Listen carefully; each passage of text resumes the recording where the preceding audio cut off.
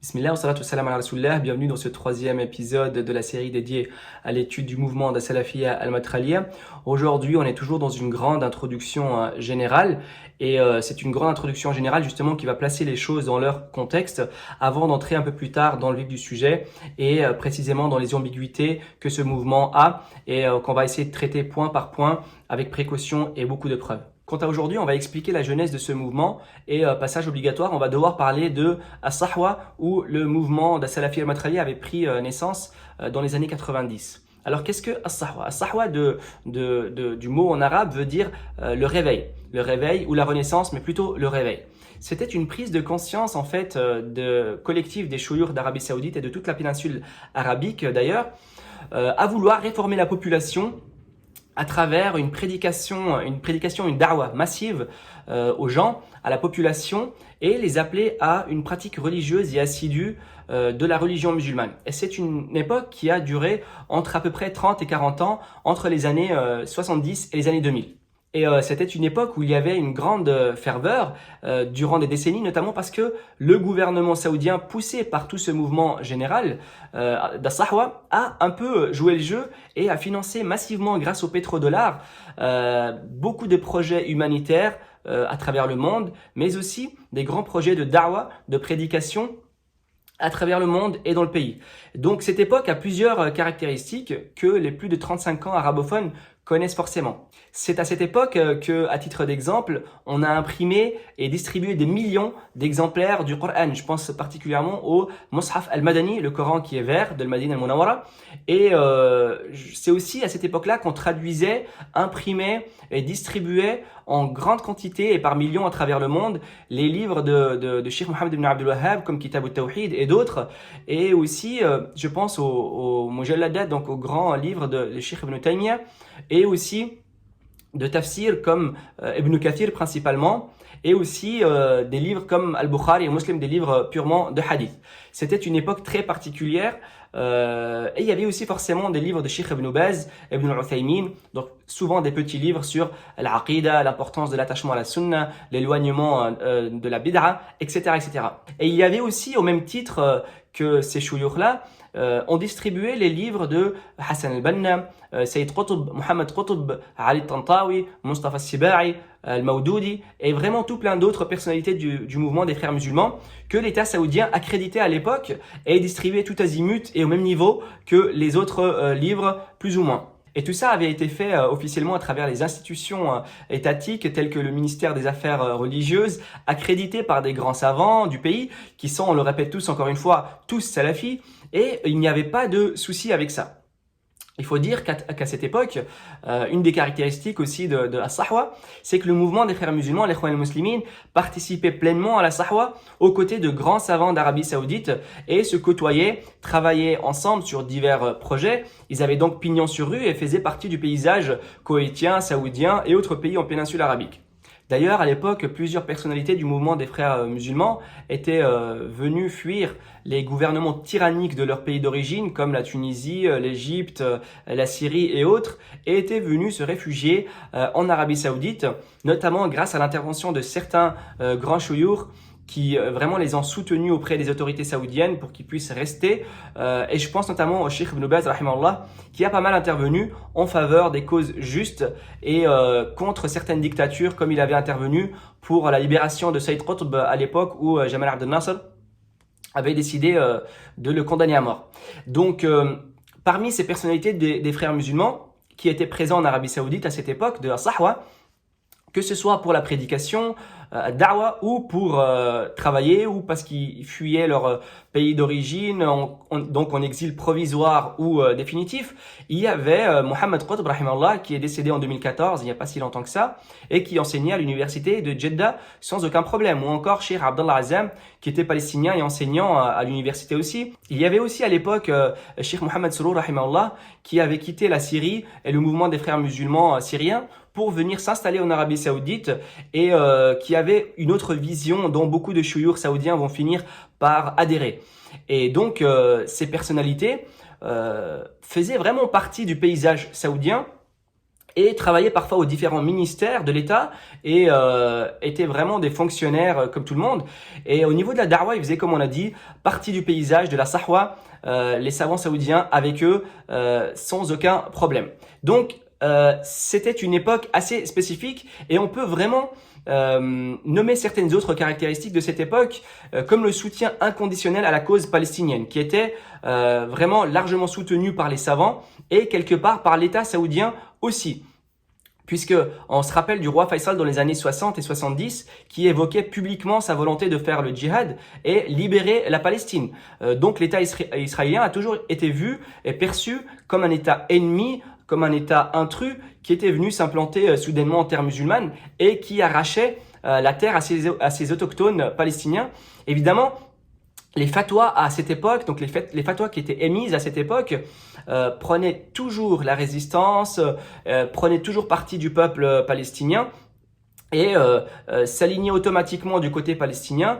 Et donc, il n'y avait aucun problème avec ça. Donc même si l'État saoudien, en fin de compte, n'avait pas participé lui-même à la libération de la Palestine, ce qui lui a été reproché par plusieurs savants d'ailleurs, finalement, il prenait malgré tout une position très hostile à l'existence de cet État, et ce qui est très différent d'aujourd'hui. Et justement, on va voir l'implication et le rôle qu'a joué As-Salafi al-Matraliya dans cette question, où ils ont clairement été utilisés par l'État saoudien pour changer de cap en faveur des ambitions politiques et des projets politiques des États-Unis et d'Israël. Ils ont donc ramené la vision d'un islam docile et complètement servile aux colons, et ils ont délaissé la cause palestinienne. Tout ça avec des interprétations des textes, donc du Coran et de la Sunna et du fiqh l'islami, et avec des interprétations vraiment jusque-là inimaginables, et aussi des autres interprétations du contexte assez spéciales.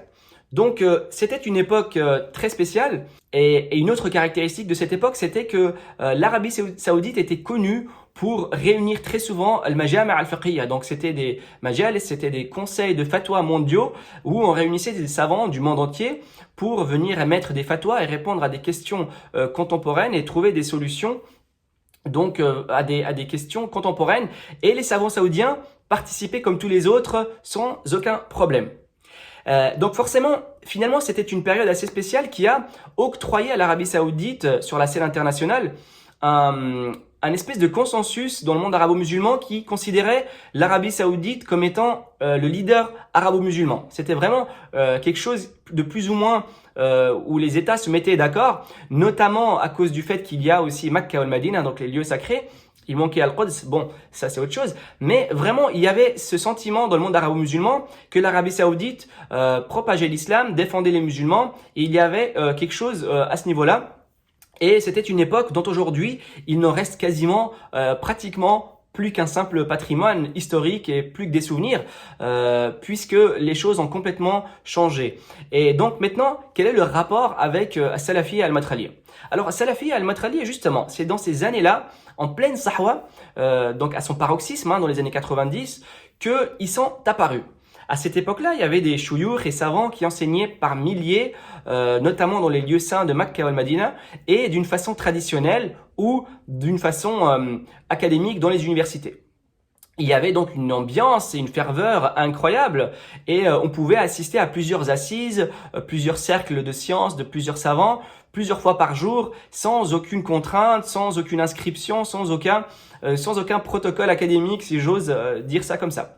Et donc là, c'est là qu'un certain Aman Allah al-Jami, qui avait son petit cercle d'étudiants à l'époque, commençait à se distinguer petit à petit des autres savants et autres chouyours de l'époque. Ce cheikh, qui était éthiopien d'origine, donc était venu d'Éthiopie, il est passé par la Somalie avant d'arriver en Arabie Saoudite, était assez compétent en sciences islamiques, il faut l'avouer, commençait petit à petit à traiter les autres élèves et chouyours de hizbi, c'est-à-dire de partisans d'un groupe ou d'un mouvement quelconque. Et donc ce cheikh, il allait petit à petit jusqu'à les dénoncer à la police. Mais la police ne pouvait pas faire grand-chose à l'époque, puisque surtout que ces étudiants n'appelaient pas à la violence ou à la rébellion armée contre le gouvernement saoudien, mais à simplement dénoncer le mal et les mauvaises gestions que l'État saoudien prenait, comme ça a toujours été le cas en 1400 ans d'histoire, où on a, et on verra beaucoup plus tard, plus en détail, comment beaucoup de savants et de shuyukh s'étaient retrouvés en prison pour avoir dit la vérité et critiqué le gouverneur injuste dans le but de vouloir réformer les sociétés dans des califats et des États qui étaient pourtant beaucoup plus justes que l'Arabie Saoudite. Et donc, à titre d'exemple, on a Cheikh Ibn Taymiyyah rahimallah qui est décédé en prison. Bien avant lui, l'imam Abu Hanifa, donc qui a fondé le madhab, l'école juridique, il était décédé en prison aussi. Et tout ça, c'était avec des gouverneurs qui, on va dire, étaient beaucoup moins pires et qui étaient très bons même par rapport à ceux d'aujourd'hui. Et donc, ces savants-là, à travers l'époque, et il y en a eu vraiment un bon nombre qu'on va voir plus tard, et je pense encore à l'imam Ahmed ibn Hanbal qui est passé par la case prison, l'Izz ibn Abd Salam, rahimahullah, sultan al-ulama, et bien d'autres qui faisaient leur devoir de savants, qui était de dire la vérité, de dire hukmullah, le statut d'Allah, le jugement sur une chose donnée en politique ou en société ou dans le domaine des adorations. Ils disaient ce que vraiment il était juste et vrai, et quitte à assumer leurs conséquences et passer par la prison, voire y mourir. Et donc, pour revenir à cette genèse, donc ces étudiants-là qui faisaient comme ça, commençaient à se faire traiter petit à petit de hizbi, de partisans, et on commençait à les dénoncer à la police, comme on l'a dit.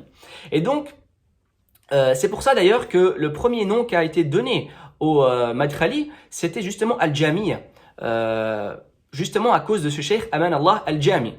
Et d'ailleurs, ce nom existe toujours encore dans certains pays arabes, plutôt en Orient, où pour dire à Salafi Al-Madkhali, ils disent tout simplement Al-Jami'. Mais en fin de compte, c'est le même groupe, c'est le même mouvement et c'est les mêmes idées qui propagent. Donc, finalement, les savants et shuyukh de l'époque avaient assisté à la fondation de ce mouvement, mais n'avaient pas donné une grande importance, étant donné que les adeptes de Rabi' al-Madkhali n'étaient pas nombreux et le phénomène était encore nouveau et insignifiant. Par contre, une fois Amanallah al-Jami est décédé, son élève, donc un de ses élèves qui était là, Rabi' al-Madkhali, a très vite repris le flambeau de ses idées et leur a donné une plus grande envergure. Donc, la question se pose, quelles sont ces idées ? Et qu'est-ce que notamment Al-Jarh wa Ta'dil, la critique et l'éloge, que ce cheikh s'est mis à pratiquer soudainement?